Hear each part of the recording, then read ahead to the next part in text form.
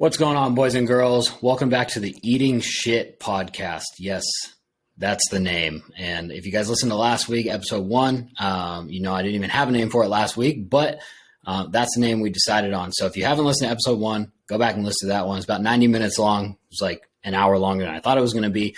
But I ended up telling kind of my whole backstory, big overview of my backstory on basically everything on how I got to this point, at least. And then kind of some plans for 2023 and what I want to do with personal brand and all that type of stuff. So I got some pretty positive feedback on it from the people that did end up listening or watching it, listening to it or watching it. So I think that's a pretty good precursor for this show. But yeah, I didn't even have a name for the podcast at that time. And I knew that I wanted to do some sort of format where I can just come on here and it's not like too much effort for me. And I can basically just talk about like things that I have learned, like lessons learned or something like that. And so originally, I'm like, oh, lessons learned is a good name for a podcast. But like you search that and there's 500 podcasts that are called lessons learned. So I'm like, oh, that's generic as fuck. And the first thing that came to my mind after that was eating shit. And most of the good ideas that I've ever had are like that, where it just kind of comes to you. And when I try to think about something for too long and it doesn't come, then it's not a good idea. But I was like, nah, I can't call it eating shit. And I was like, wait, yeah, I can call it whatever the fuck I want.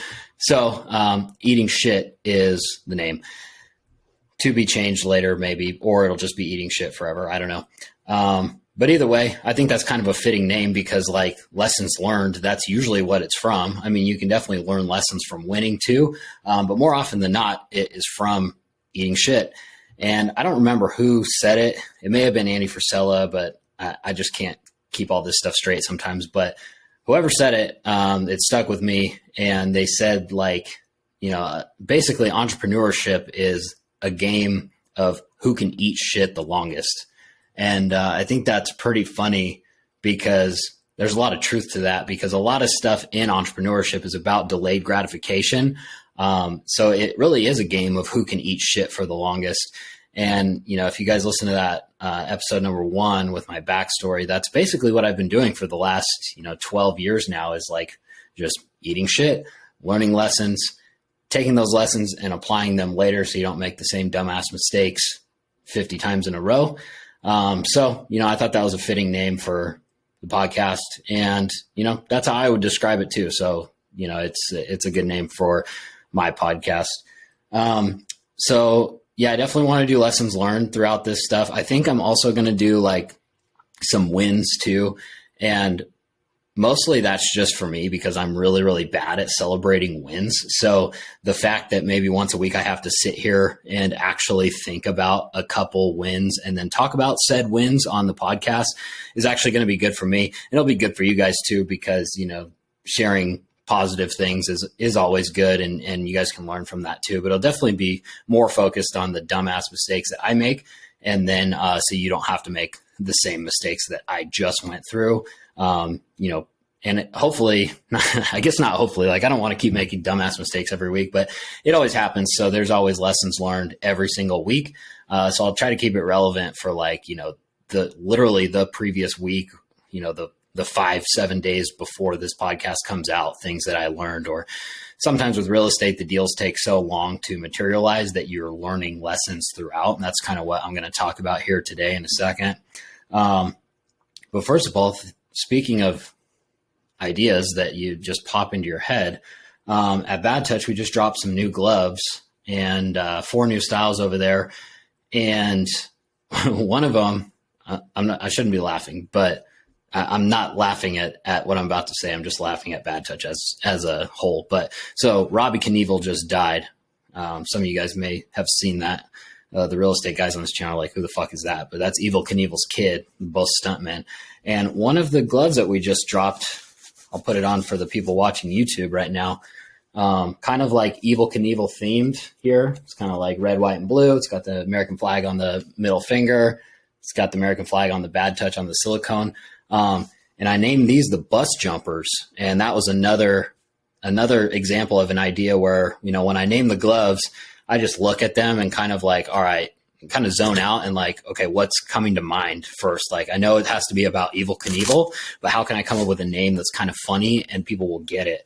And the bus jumpers was it. And like, if you guys, I was like on Wikipedia looking up like Evel's jump list and like Robbie's jumps and stuff. And like, I have a ton of respect for those guys because they do have some balls and they send it. But if you watch some of the jumps, dude, they're kind of funny. Like some of them, like they just over jump shit so badly. And like Evel's on a Harley, but like Robbie Knievel's on like a YZ250. And like most of the time they're just looking squirrely as shit. And the bus jumpers is funny because a lot of Evel's jumps were like over Greyhound buses. So like on the Wikipedia page, it's like, you know, jump 47, he jumped 13 Greyhound buses, like jump 48, 14 Greyhound buses. He's just doing this shit like twice a month. So I thought the bus jumpers was a fitting name for that. Just a small aside. But anyway, so let's get into some lessons learned here. So we took a big lesson this week, yesterday, to be specific. So we bought this 6-unit property earlier in the spring and we remodeled it and then we sold it yesterday. It closed. It's off our balance sheet. We don't own it anymore. That being said, we sold it for $110,000 loss, which is about 3 times the amount of money that I used to make doing ballet. And we lost that in one day.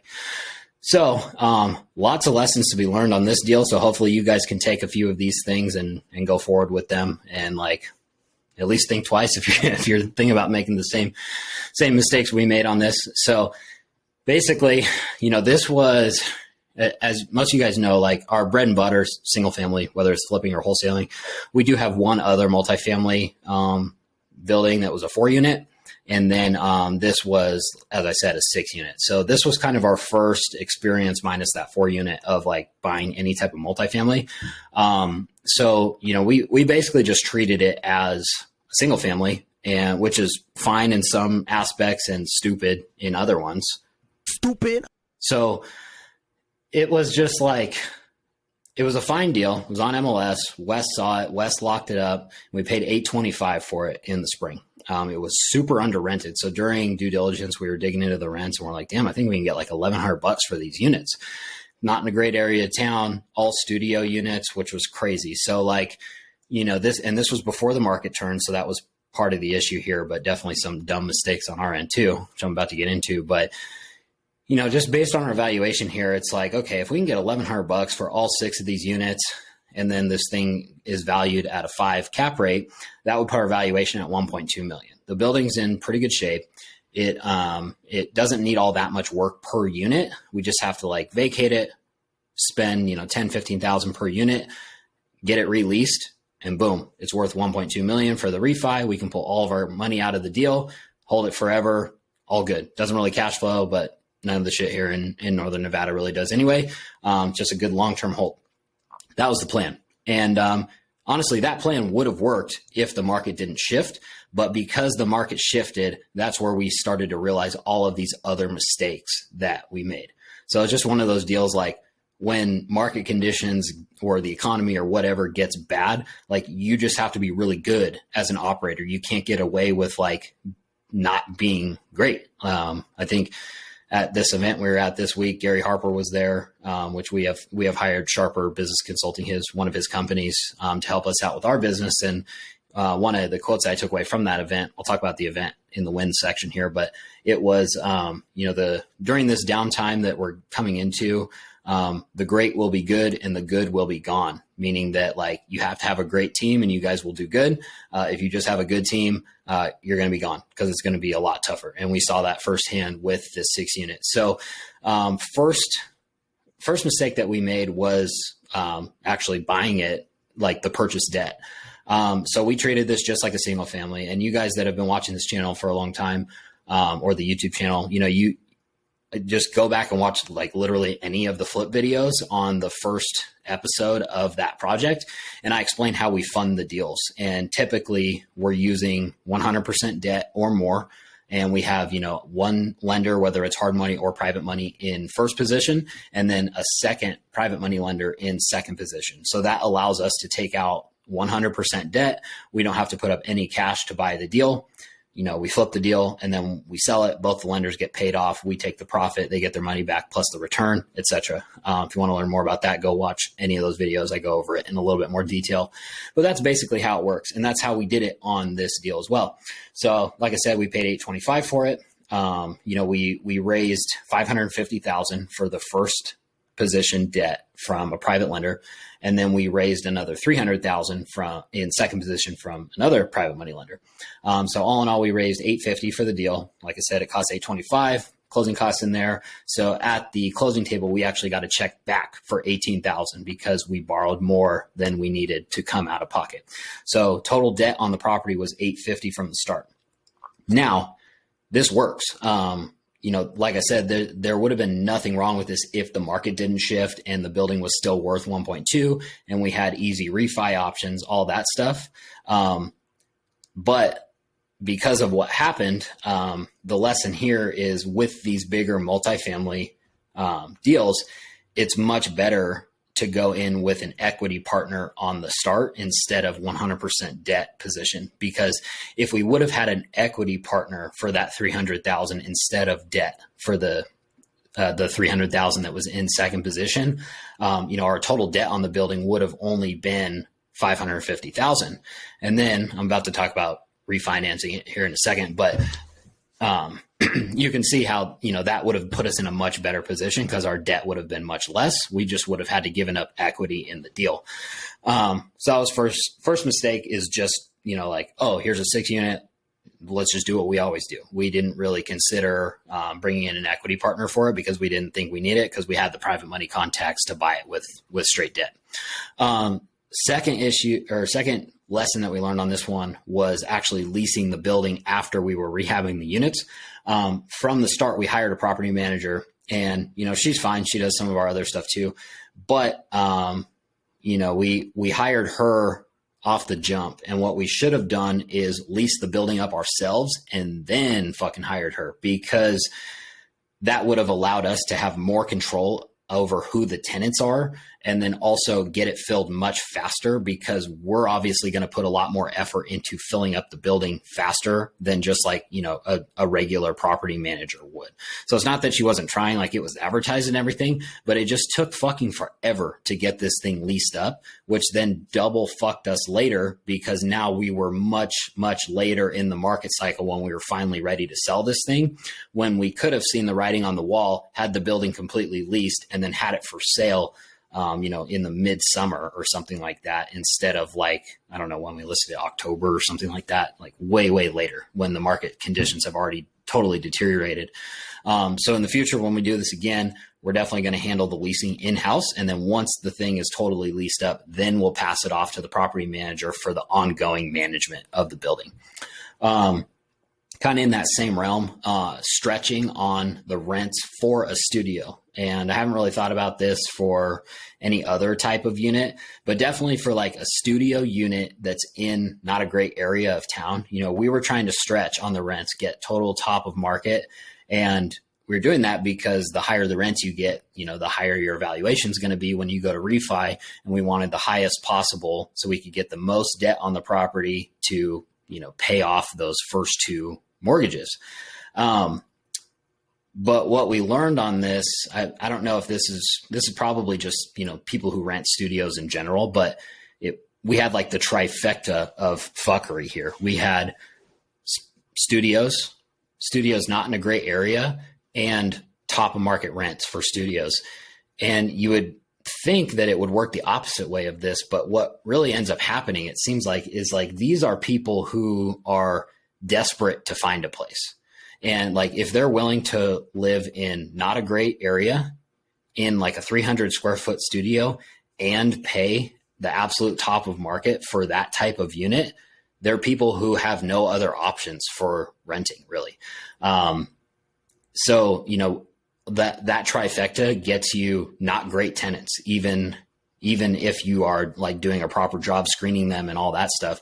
And, so we kind of, that was also stupid, just because like later on we had a tenant who was basically causing issues. And it wasn't even the tenant. It was people that they had coming like in and out of their unit and stuff. And it was making one of the other tenants like feel uncomfortable and stuff like this. And it was just like way more drama than it had to be. And then actually, this wasn't even on my list of lessons here, but while we're talking about it, unclear pass off for property management. And because we are very hands-on and like we flip properties and stuff, and like, you know, we manage some of our properties ourselves, and then we have property management for others. And so because we're like kind of in this like gray area of like, okay, we're remodeling some of the units, we're waiting for others to get vacated, we're leasing up the ones that are done, our contractors are still over there. So like anything that's going wrong, even in like a unit that's just been remodeled, you know, the property manager's calling us, but then we're just taking care of it because our guys are already over there.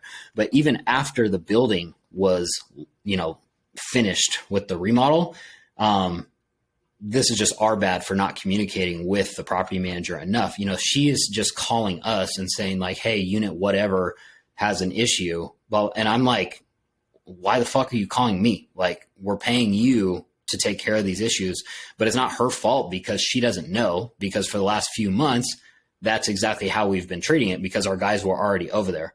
But like to a point, you know, it's pretty annoying when like I'm trying to be as hands off as possible. Like I have no clue what's going on with the building. I was only over there like 2 times the whole time we owned it. And then, you know, I'm getting a call directly to my phone and like, oh, like the heater's not working. I'm like, what the fuck? Like, okay, well, like, shouldn't you be calling like your person to fucking fix it?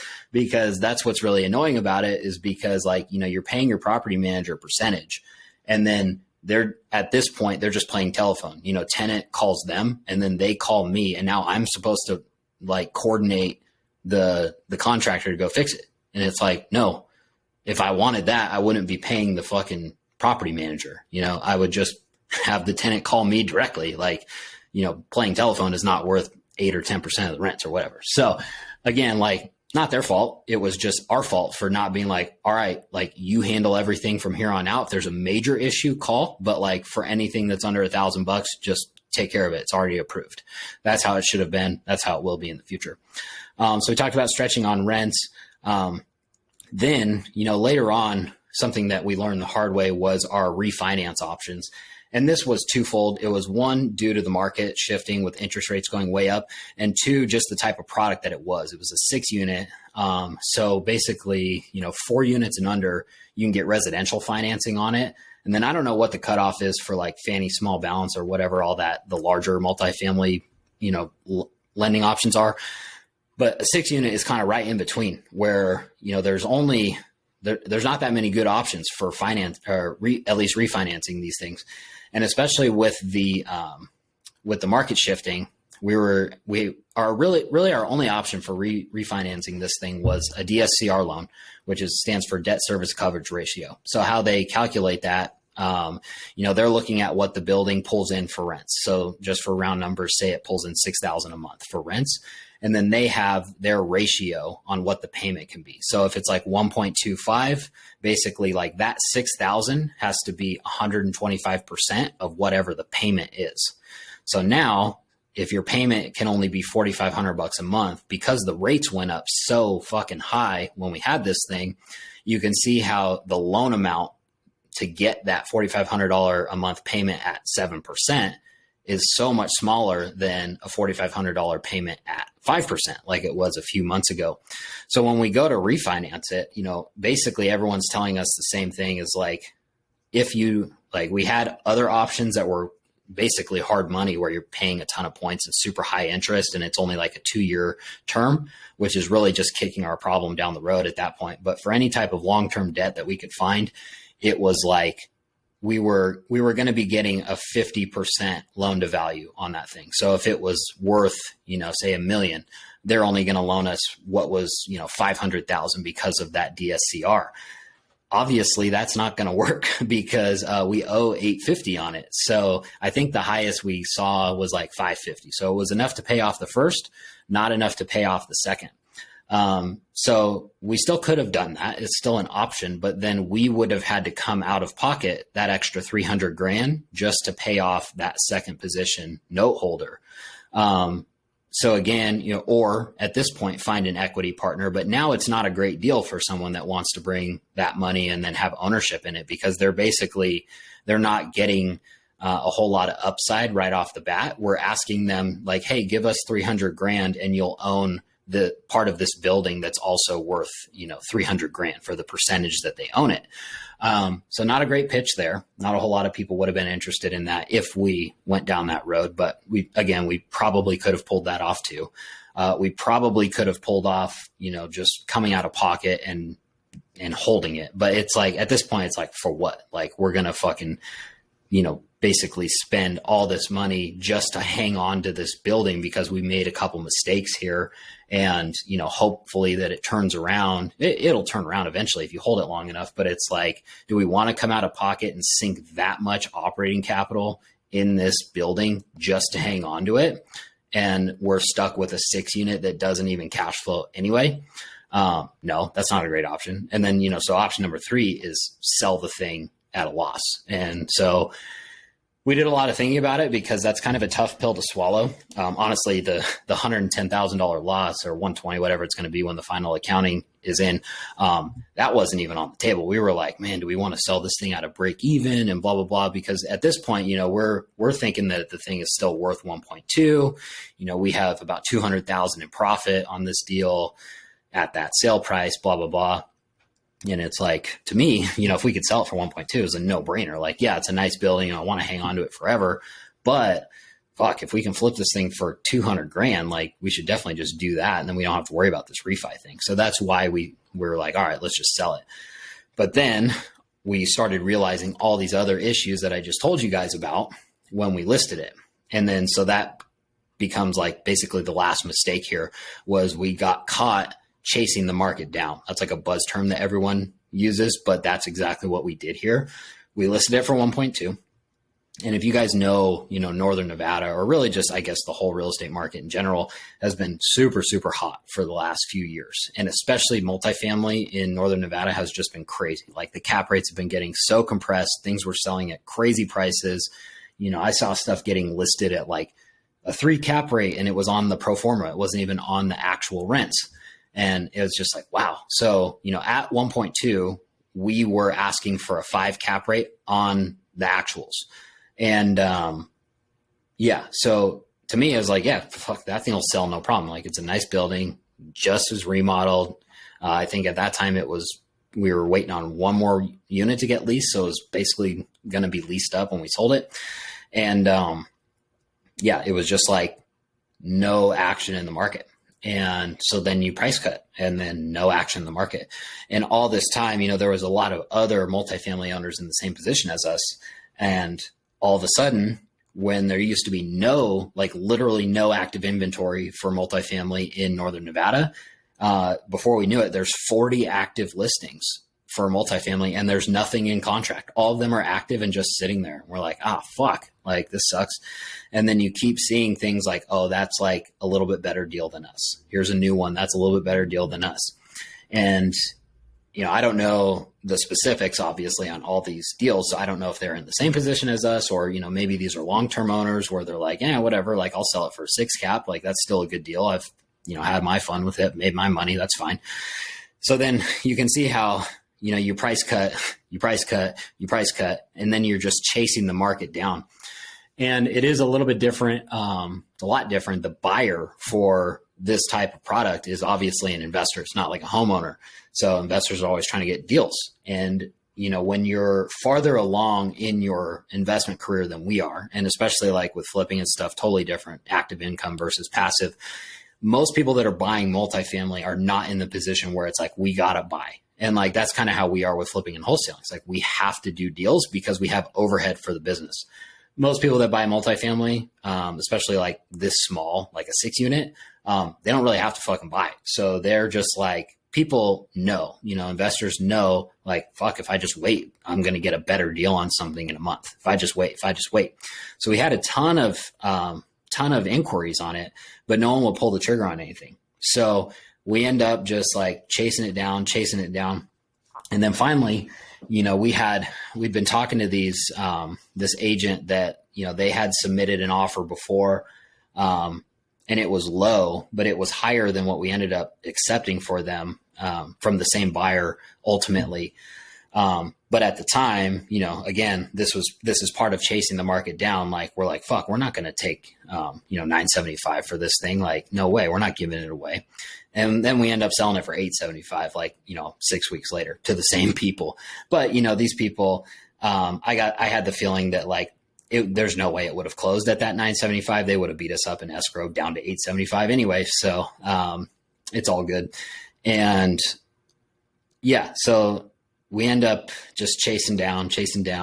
And then, you know, we're also our hard money here is, or private money, you know, both of them are 1 year term notes. So I think we bought it at the end of February last year. You know, the notes would have been due. And then at that point, you know, we can ask for an extension. The person in first totally would have given us an extension. The person in second was wanting to get their money back. Totally understandable. So we knew that wasn't going to be an option to extend, you know, both notes. So it was kind of at the point, it's like, all right, do we just take this huge L on this thing right now, cut it loose, be done with it, move on, make it back?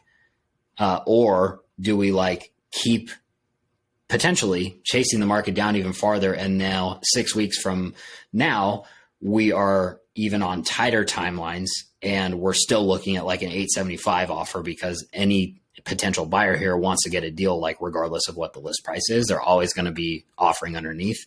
So we're just like, yeah, I think the best move for us as a business right now is just to cut it loose and then like forget about it. And really like that for me, you know, I'm not really doing shit with this the whole time. You know, I've like, Wes is the one that's handling like the refinance and all this type of stuff. And he was the listing agent on it and all that. And really like just for his mental bandwidth, like we need him for other things in the business right now. And like, I could care less about a loss and, you know, it sucks, but also like, I don't want him pulling his hair out and stressed out. And he gets way more stressed about this type of stuff than I do. And he's been stressed about this deal for months and months already. So to me, it's like, well, yeah, take the loss and get Wes back. And that's way, way more, that's a way higher ROI all around than like just seeing what happens and leaving it up to chance, and hoping to get a little bit more so we can like break even or lose less or what have you. So, yeah, tons and tons of lessons learned on that. Definitely hurt to, you know, we put, I think like $60K worth of rehab into the building total. So we had already spent that out over the last 8 months.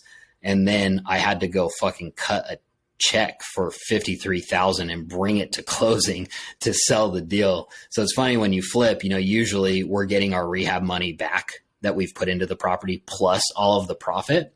And then this one, like we just lit the rehab money on fire and had to fucking cut a check for $53K just to sell the deal. So that, you know, we've lost on, I think 2 flips, before this over the summer. One was like $14K and one was like $40K.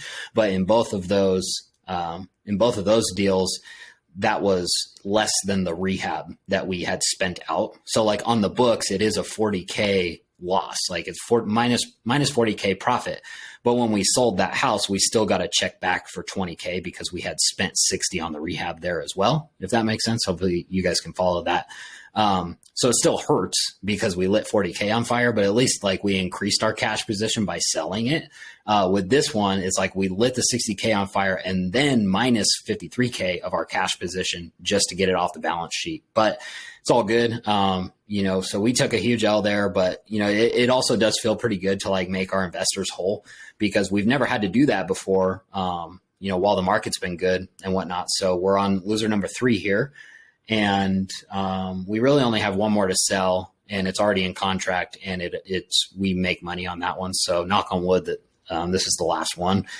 But, you know, when you're pitching for private money in the past, you know, I've always told people, which we do, you know, it's like we have a couple $100,000 liquid that we just let sit in a savings account as our emergency fund. So in case we have to buy ourselves out of bad deals. We've never had to use it before. And actually we still haven't used it, that we just, you know, took it out of other bank account operating capital. We still have never touched our emergency fund.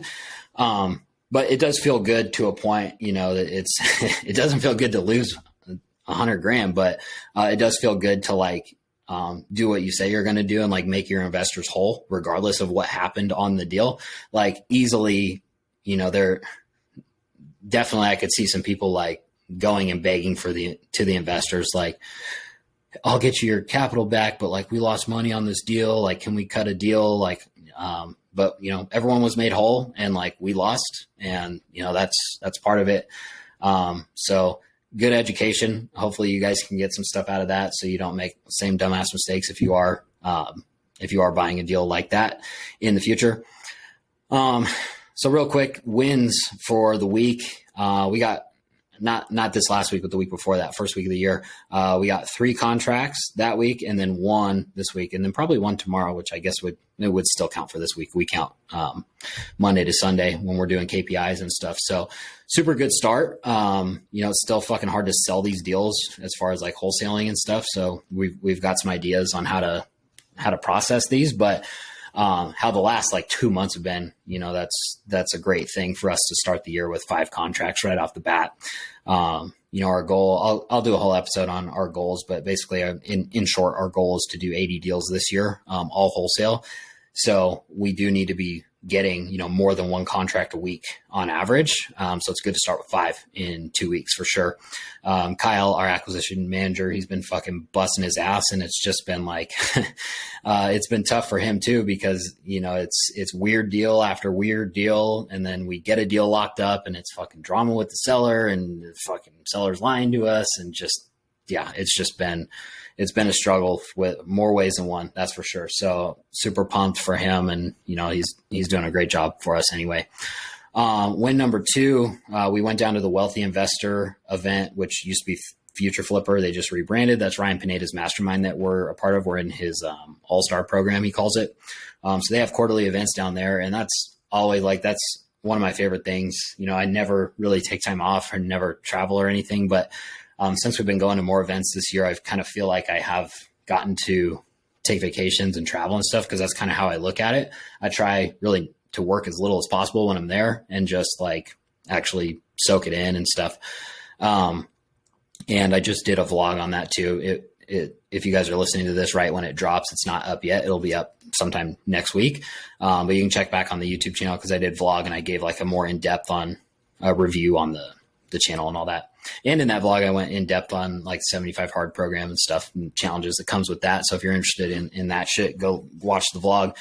But yeah, it's always good to be around those guys that are doing more than you, and just like, the literal meaning of masterminding is just like being around those people and, collaborating and being like vulnerable enough, I guess, to like tell them what's wrong. And I think there are some people that just like, no matter what, like, oh, they're always killing it. Like I was sitting next to this dude at dinner, and just, he's fucking killing it no matter what. You can tell, like, and like, I guess you can just, people have bullshit meters, and like mine was going off with that guy. Most of the people, especially the people that are actually in the All-Star program, like, we're on weekly calls with these same guys, and the calls are so valuable, because it's just like, all right, what's everyone struggling with? And like, if you have a question, or it's like, fuck, we can't, do this, or like the deals are hard to sell. Like, how are you guys dispoing and blah, blah, blah. It's just like, yeah. And like, those are the people that are at your level or even higher. And like, you can just get instant advice or ideas from. Super, super valuable. So that's always a win to go, get pumped up from the events, but also take some actionables that you can come and implement back into the business. And really a win. I kind of went into why it was a win already. I jumped the gun, but really I think selling the 6 unit was also a win. Just because like, I don't really get stressed out about much. Actually, like being in the dispo role stresses me out more than anything, which is funny, because it's like pretty like just transactional. It's just part of the day-to-day job, but I just hate doing the day-to-day things. And being on timelines and stuff like that, that's super stressful for me. But I was starting to get a little bit stressed out about this deal, just because of like the timeline's coming up for getting the money back. And like the investors that were in second were always asking me about it. And like, I had to meet with them and just like kind of smooth things over that like, hey, this is where we're at. And it's like, we're doing our best. Like the building's done, it's leased up, it's on market. And, it's basically just market conditions why we can't sell this thing right now. But I'm glad that that thing is gone, as shitty as it feels losing that much money on a single deal. But it is better for us in the long run. It sucks short term, but it's just like any type of investing. If you're young, like you have the time to make it back up, better than us than like some 80-year-old lady or something that doesn't have the time to make the money back. So I would rather just like kind of reset and lick the wounds and then like just keep it moving for the active income. And like, we'll figure out how to make that back plus times 10, this year alone. So all good. I guess I could say, at the Wealthy Investor event, we got to go on stage for the quote 7-figure earner award, unquote, which was cool. That's another thing. Like while I was up there, like it didn't really feel like anything just because of how the last, 2, 3, 6 months have felt. Like we've just fucking, I said this in last week's episode, but we just like crushed it the first half of the year.